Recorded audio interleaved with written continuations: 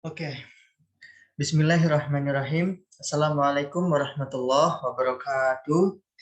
Eh, izin memperkenalkan diri, nama saya Muhammad Fauzan Adim, NIM 19020045. Di sini saya akan mempresentasikan hasil kerja kelompok kami. Berikut nama kelompok-kelompok kami. Oke, lanjut. Pengertian udara ambien.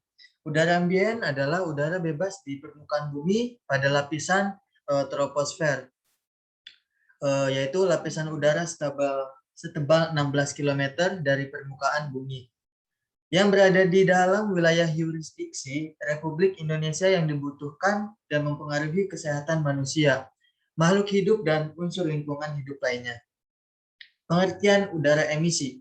Emisi adalah emisi udara adalah zat, energi, dan atau komponen lain yang dihasilkan dari kegiatan yang masuk atau dimasukkan ke udara ambien. Hal ini menyebabkan mutu udara ambien turun sampai ke tingkat tertentu yang menyebabkan udara ambien tidak dapat memenuhi fungsi sehingga terjadilah polusi udara. Parameter. Sulfur dioksida atau SO2 adalah gas pencemar udara ambien yang bersumber dari aktivitas transportasi dan pemukiman. Karbon monoksida adalah gas yang tidak berwarna dan tidak berbau yang dihasilkan dari proses pembakaran yang tidak sempurna dari material yang berbahan dasar karbon seperti kayu, batu bara, bahan bakar minyak, dan zat organik lainnya. Nitrogen dioksida atau NO2 merupakan salah satu komponen pencemar udara yang dapat mempengaruhi manusia. Oksigen fotokimia sebagai ozon atau O3. Oksidan merupakan senyawa pengoksidasi yang ada di atmosfer yang diproduksi oleh proses fotokimia, yaitu suatu proses kimia yang membutuhkan sinar matahari untuk mengoksidasi komponen-komponen yang tidak segera dioksidasi oleh oksigen. Salah satu senyawa yang termasuk dalam oksidan kuat setelah fluor, yaitu ozon atau O3. Lanjut. Karakteristik parameter. Yang pertama, sulfur dioksida, SO2, gas beracun yang tidak berwarna, tidak mudah meledak, tidak mudah terbakar, memiliki bau yang tajam. Jika konsentrasi lebih dari 0,5 ppm, sangat larut dalam air dan menimbulkan rasa jika konsentrasinya 0,3 ppm. Karbon monoksida, karbon monoksida atau CO adalah gas yang tidak berwarna dan tidak berbau yang dihasilkan dari proses pembakaran yang tidak sempurna dari material yang berbahan dasar karbon seperti kayu, batu bara, bahan bakar minyak, dan zat organik lainnya. Nitrogen dioksida dapat bereaksi dengan amonia, uap air, dan senyawa lain untuk membentuk partikel kecil. Oksidan fotokimia sebagai ozon.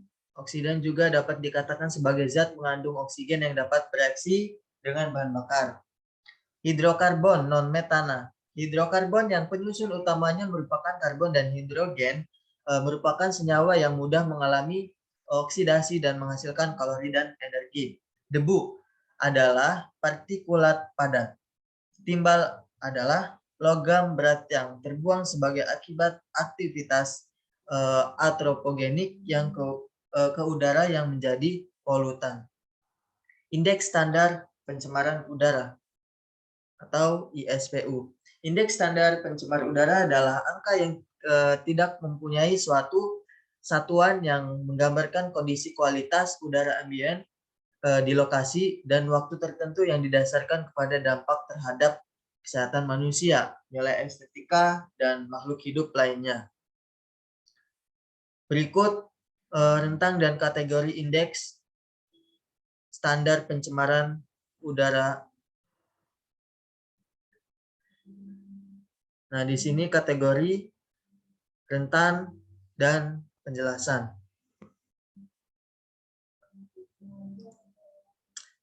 Dampaknya, dampak pencemaran udara. Dampak dari pencemaran udara terhadap manusia selain berupa kematian, dapat pula berupa kematian antara lain. Yang pertama, kanker kulit. Yang kedua, kanker paru-paru. Ketiga, kebotakan. Keempat, angina pectoris. Kelima, bronkitis dan emfisema. Dan yang keenam, ada asfiksia.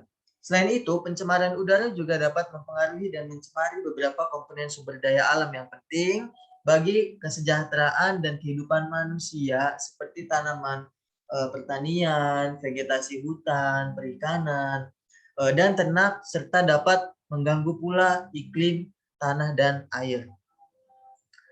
Mungkin itu yang dapat saya sampaikan. Kurang dan lebihnya mohon maaf, Ibu.